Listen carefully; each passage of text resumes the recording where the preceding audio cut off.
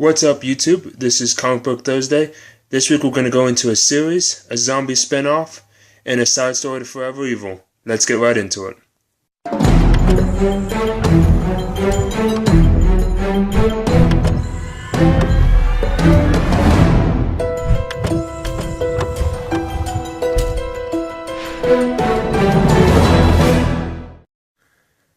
I wanted to start off this week's edition of Comic Book Thursday by going into a comic that many people probably would not give a good opportunity to read, and that's FUBAR. This series started off as a series of one-shots. There's this one that's Guts and Glory. There was one that was released last year during Free Comic Book Day that covered the American Revolution. There's another one that's about to be released this upcoming Comic Book Day about the Russian Revolution, and then they have a few others. It's very fresh, very fun, very interesting take on what would happen if zombies were around during historical events. So this one covers Roman times, it covers Vikings, and it covers the Greeks, especially the time period of the Trojans and the Helen of Troy and the Trojan horse. This comic is drawn in almost a whimsical style. It's a fresh story. There's about 2 or 3 mini stories per issue. And essentially happens like what happens if zombies are around, what happens if you can control zombies. And every story is fun, every story is fresh. It's definitely worth a pickup, especially for those people who probably wouldn't give it a chance. If you're a little bit daunted or a little bit worried about spending $5 on a comic like this because it may not be your cup of tea, especially if you're not a fan of zombies like I am, you can wait to Comic Book Day this year and you could pick it up.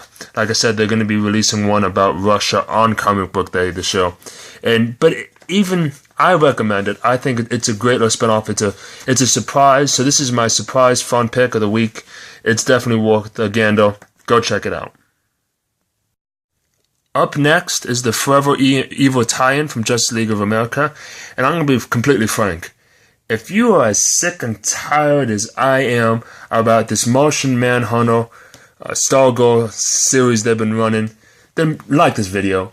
Because once again, Justice League of America is a beautifully drawn book, but I am just so sick and tired of it being revolving around these 2 characters. They have a plethora of amazing characters that they can draw from, especially during this Forever Evil timeline, many of which that we've learned are trapped in their own personal hell, yet we don't get to see it. Instead, we're stuck following these 2 for yet another issue. And if for up to me, you gotta pass on this book. Now, if you're liking this storyline, you gotta pick it up. But if I see one more issue in which I'm not going to see another character again, I may actually stop reading this book. I had high hopes coming into the Forever Evil series that this was going to give a nice, good set of side stories off it, and it has been done nothing but disappointing me. Just one long story after the next about Stargirl and Martian Manhunter. And at first it was great, it was refreshing to see what everybody's unique health was like, but that was like 5 issues ago. So if you're watching this, DC, give it up. Move on to the next character. This one is a pass. Finally this week, I wanted to leave you with the series. It's only on issue number 3. It's called Black Science. And just like me, if you're almost getting a little fatigued due to superheroes and special powers, this is the series for you. Absolutely amazingly drawn. Bright colors, beautiful graphics. And what this follows is a family that's trying to escape what's happened to their timeline and what's a direct result of black science. So if you ever watch the show Sliders Quantum Leap a little bit, it kind of follows that storyline. There's a machine that moment it counts down, that if you're near it, you jump, and it's following this one family moving from one bad circumstance to the next. In the first series, in the first issue, they're on one planet or one time frame, and they warp into the middle of a war that's happening in issues 2 and 3.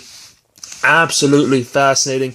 Each issue leaves you with a bit of a cliffhanger, which makes you more and more excited for the following week. I cannot speak highly of this series, especially since it's unique and not that many people would think to pick it up, especially with the title being what it is, and the fact that it's almost in a little bit of a limited print, but I know you could pick it up at your local comic book store, or you could have it ordered for you. Like I said, it's only 3 issues in, so you're not missing too much. I would highly recommend you pick up all 3 and get geared for the next one to come out, which is going to come out in about next month or 2. So this is my series of the week. So to sum up, FUBAR is my surprise pick of the week. It's a must pick up. Disappointment of the week goes to Justice League of America issue number 12, singly because of the storyline. Series of the week goes to Black Science. Pick up the series, you won't regret it.